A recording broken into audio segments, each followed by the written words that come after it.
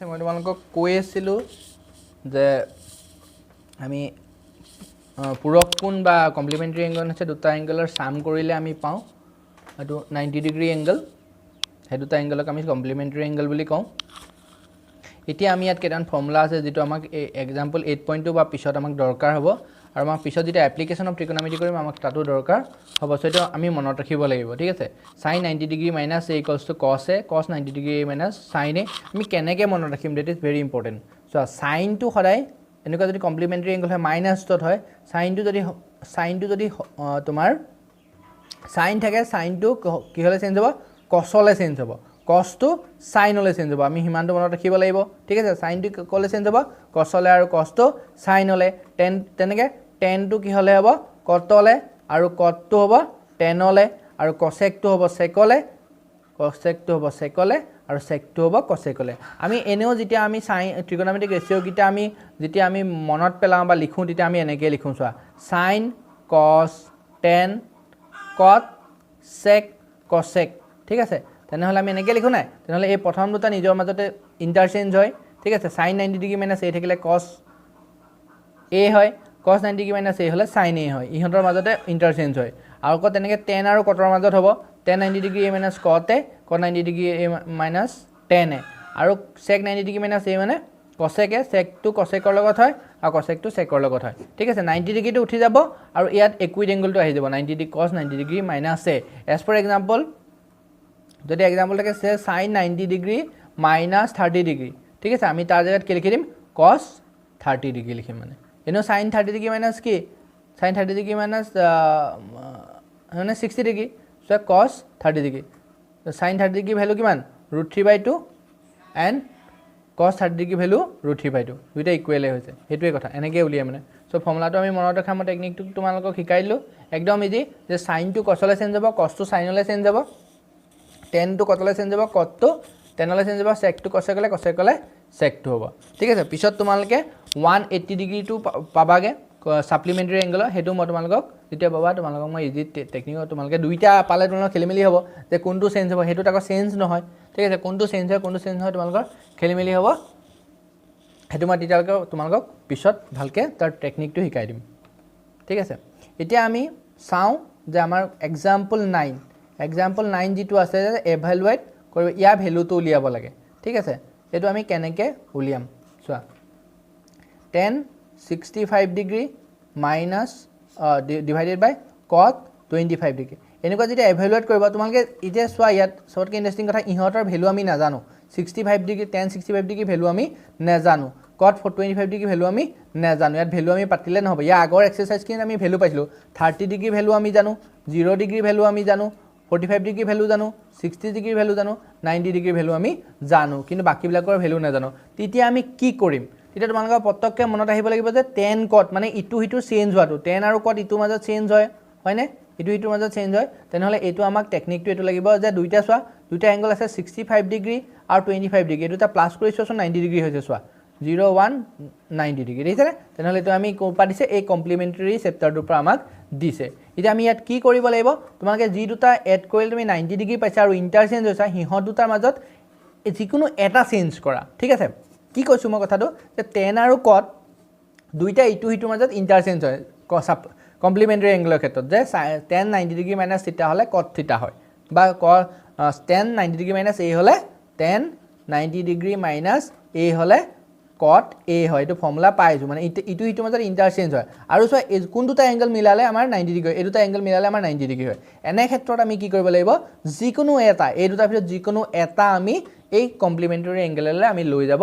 লাগিব কি কৈছো মই কথাটো tan 65 ডিগ্ৰী জাগাত মই কি লিখিব পাৰো 90 ডিগ্ৰী পা কিমান ডিগ্ৰী গলে 65 ডিগ্ৰী থাকে 90 ডিগ্ৰী পা 25 ডিগ্ৰী গলে আমাৰ 65 ডিগ্ৰী থাকে ঠিক আছে তলত আমি একো কৰা নাই তলৰটো তেনেকৈ থাকিব দিয়া tan 90 ডিগ্ৰী 25 ডিগ্ৰী টু এটা ইকুইড এংগল a টো ইয়াত ইকুইড এংগল আছিল সূক্ষ্ম কোণ আছিল সো তেতিয়া কি হৈ যায় 90 ডিগ্ৰী টো উঠি যায় tan টো কতলে গুচি যায় সো cot এটো 25 ডিগ্ৰী হ'ব এটো tan টো কি হলে চেঞ্জ হল কতলে চেঞ্জ হল 90 ডিগ্ৰী টো উঠি যাব ফৰ্মুলা হয় যে tan 25 ডিগ্ৰী টো ইয়াত আহিব a টো ইয়াত আহিব এটো ফৰ্মুলা আমি লগাইছো 90 ডিগ্ৰী মাইনাস 25 ইয়াত a মানে 25 ইয়াত cot 25 মানে cot a ঠিক আছে তে cot 25 ডিগ্ৰী এটো নিউমেৰেটৰ ডিনোমিনেটৰ সেম আছে দুটা ক্যান্সেল যাব ক্যান্সেল গৈ ফলে आंसर হ'ব আমাৰ 1 ঠিক আছে ইজি নেক্সট আছে চোৱা যে আমাক দিয়া আছে sin 3a = this এটো আমাক দিয়া আছে যত 3a টো এই 3a গুটেটো এটো এই গুটেটো এটা ইকুইড এংগল বুলি কৈছে ঠিক আছে find da value of a value আমি উলিয়াব লাগে the solution এনেকুৱা থাকিলে একদম ইজি আৰু given that লিখিবা দিয়া আছে অসমে লিখিবা তোমালকে দিয়া আছে ঠিক আছে কি দিয়া আছে sin 3a = cos a minus 26 degree ঠিক আছে এতিয়া চোৱা এটো আমি কি কৰিব লাগে আমাক sin cos বিলাক নাইকিয়া কৰিব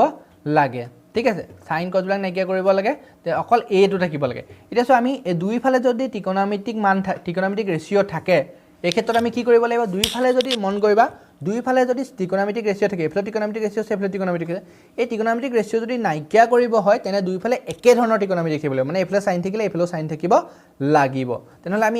এই মাত্ৰ পাইছো যে sinক যদি আমি 90 ডিগ্ৰী - a কৰো তেনে আমাৰ কি হৈ যায় cos a হৈ যায় আৰু cosক যদি আমি 90 ডিগ্ৰী - a কৰো তেনেহলে আমাৰ কি হৈ যায় আমাৰ sin a হৈ যায় ঠিক আছে এতিয়া আমি sin a আছে তাক এফালে রাইট হ্যান্ড সাইডে আমাৰ কি আছে cos আছে therefore এফালে কি লাগিব আমাক cos a লাগিব তেতিয়া আমি দুই ফালে উঠাব পাওঁ এতিয়া cosৰ লগত আমি sinৰ ফৰ্মুলা কেনেকৈ পাওঁ cosৰ পৰা যদি 90 ডিগ্ৰীৰ পৰা যদি আমি a টো মাইনাস কৰি দিওঁ তেতিয়া আমি sin a হৈ যায় তো sin a আছে বা sin a বা 3a তাতে যদি sin 3a থাকে 3a টো ইয়াত কি সূক্ষ্ম কোণ বা ইকুইড এংগল তো যদি আমি cos 90 ডিগ্ৰী - 3a লিখি দিওঁ হবনে তো sin 3a জায়গাত আমি cos 90 মানে sin এটো 3a আছিলে এফালে cos 90 ডিগ্ৰী - 3a এটো লিখিলো এটো আমাক দিয়া আছে আমি এটো লিখিলো কেলে এটো কৰিলো আমি কাৰণ এফালে ৰাইট হ্যান্ড সাইডে আমাৰ cos আছে আমি দুই ফালে পা cos উঠাব লাগিব cos নাইকিয়া কৰিব লাগিব দুই ফালে cos পাই গলো therefore আমাৰ কি হৈ যাব আমাৰ cos গিটা উঠি যাব আমাৰ অকল এটো থাকি যাব a - 26 ডিগ্ৰী ইয়াৰ পৰা আমি এই ভ্যালুটো উলিয়াই দিব পাৰিম একদম সিম্পল কথা এটো ঠিক আছে এটো 90 ডিগ্ৰীটো এফালে ডাঙৰ আছে সেইকাৰণে এফালৰ পৰা আমি এটো আনিম এফালে মাইনাস আছে 26 ডিগ্ৰীটো এফালে প্লাস আহিলে এফালে অলৰেডি a আছিলে -3 টো এফালে গলে +3a হ'ব ঠিক আছে -2 এফালে গলে প্লাস এই দুটা প্লাস কৰিলে আমাৰ কিমান হ'ব 6116 ডিগ্ৰী = a + 3a = 4 আমি কাৰ ভ্যালু উলিয়াব লাগে 4a ভ্যালু উলিয়াব লাগে a ভ্যালু উলিয়াব লাগে therefore 4a = 116 degree therefore a = 116 degree by 4 4 divide কৰিলে আমাৰ आंसर হ'ব 4 2 * 8 3 4 9 * 16 therefore a = what 29 ডিগ্ৰী একদম সিম্পল বুজি পাইছা ঠিক আছে নেক্সট আছে আমাৰ express cot 95 degree express cot 95 degree আমাৰ एग्जांपल আমি 11 লাই আহিছো express cot 85 degree plus cos 75 degree in terms of trigonometric ratio angle between 0 degree and 45 degree ঠিক আছে 0 degree আৰু 45 degree angle মাজত আমি হদক এক্সপ্ৰেছ কৰিব লাগে ঠিক আছে একদম সিম্পল চোৱা আকৰটো আমি কমপ্লিমেন্টাৰী এংগলৰ ফৰ্মুলাই লগাব লাগিব ঠিক আছে আমাক কি দিয়া আছে আমাক cot 85 degree plus cos 75 degree আমাক দিয়া আছে ঠিক আছে আমি হদক এই 85 ডিগ্ৰী trigonometric ratio জিএন হক আমাক কৈছে trigonometric ratio of angle trigonometric ratio কি হ'ব আমাক কইনা যিকোনো এটা হলে হল খালি আমাক কি কৈছে যে 85 ডিগ্ৰী আৰু 75 ডিগ্ৰী টোক আমি 0 ডিগ্ৰী আৰু 45 ডিগ্ৰী লে আমি ৰিপ্ৰেজেন্ট কৰিব লাগে ঠিক আছে একদম সিম্পল কথা চোৱা এতিয়া আমি